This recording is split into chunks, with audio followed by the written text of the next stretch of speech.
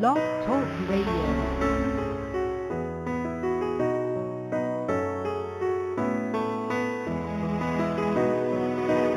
You are listening to Heart with Anna.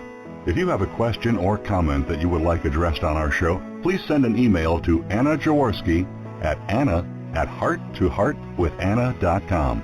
That's anna@hearttoheartwithanna.com. Now, back to Heart with Anna.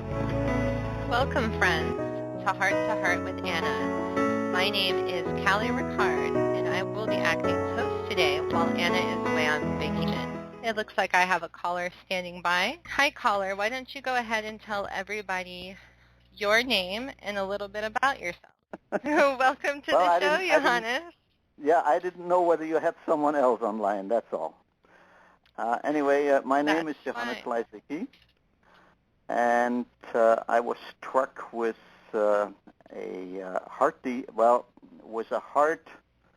could call it heart attack or so forth back, I think it's now 7 years ago, and at the time I was 67. The local cardiologist about a month later just told me that when I came into ER, he did not think that I was going to make it, and my organs had already started to shut down. And he also said, you are one of the most unlikely people to have heart disease because I was top fit, never smoked, don't drink, the usual healthy lifestyle. And I said, well, what do you think caused it? And actually what it was is I think it's mitral valve, which had exploded and spurted blood out of my system. And he says there's only one conclusion, and that is congenital CHD, congenital heart disease. And he says usually you are at an age period where this often occurs, between 65 and 70, which was kind of phenomenal.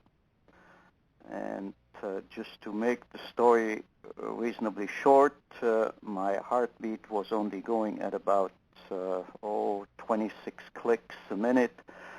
I had a relapse in rehab. Then they had to put me back in the hospital for about another 2 weeks. Then they found out I will not make it unless I will get a defibrillator. So then 4 months later, the heart surgery was in December of 2007, and then 4 months later, in April 2008, they had to install a defibrillator to keep me ticking. And then I got back in the gym about 6 months later, actually a little earlier, but I didn't do that. Then in, when was it?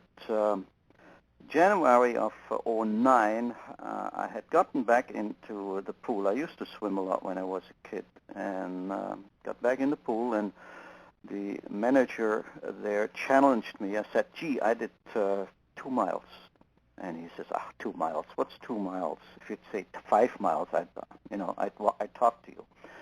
So then in April that year, I said, okay, I'll tell you what, I'll do it in April. So April is my birthday, so then 4 months later, I actually swam nonstop for 5 miles in the pool. That was a year after the defibrillator. The program went very well, so I approached Dr. Coletti, my cardiologist, and I said, I need a catalyst to keep me going in this swimming. And I have a real interesting idea. What do you think if I'm going to shoot to swim the Strait of Gibraltar? Well, he looks at me strange, and then he says, the way you're going, and that was a year later, of course, afterwards, and he says, I think you could probably do it. So then I concentrated on training for the Strait of Gibraltar, which then last year in September, we were scheduled to swim. I was in Gibraltar September 19th, was supposed to swim that week. Unfortunately, we got blown away by 30-knot winds, and we were not able to do it. And then I had to return back to Seattle. And so I have started a program which is called heartchallengeswim.org, which I'm working on to challenge people with the heart ailment that I have or had, actually still have, to use swimming as a catalyst for recovery, because I have discovered that swimming is a far better method of exercise, I believe, than actually working out in the gym.